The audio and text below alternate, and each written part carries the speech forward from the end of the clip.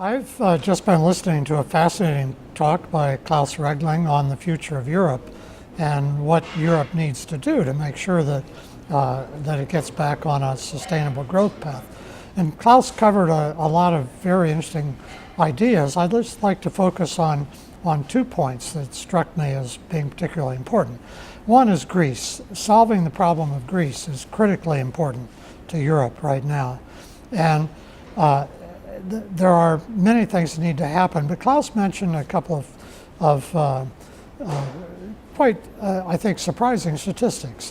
One was that Greece is at the very top on the list of countries that have undertaken major structural reforms since the crisis hit. So Greece is doing a lot to solve its own problems.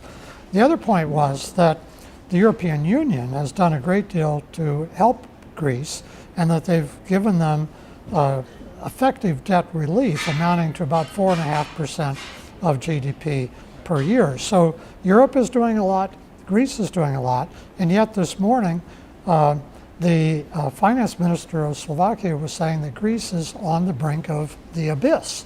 So it's clearly not enough, and I think what has to happen is either there has to be more financial support from Europe or even more structural reforms from Greece, and it's not clear yet how this is going to happen. So I think that's very worrisome.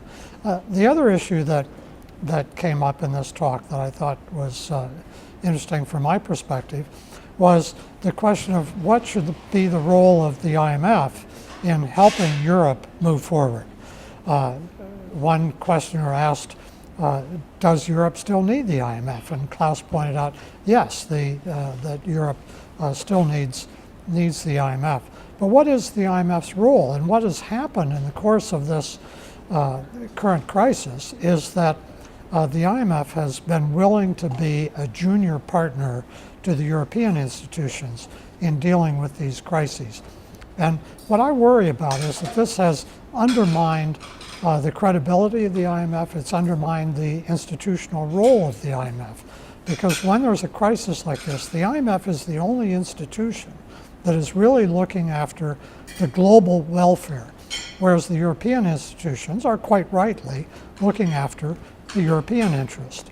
And I think what it looks like right now is that by the IMF being willing to play the role of a junior partner, that neither the global welfare nor the European interests are really being resolved, because Europe has been mired in a low growth scenario, and the Greek crisis is not yet resolved. And so again, I think we're a long way from finding the right solutions to these crises. So it was a fascinating talk, but I think we still need to be worried about what the future really holds.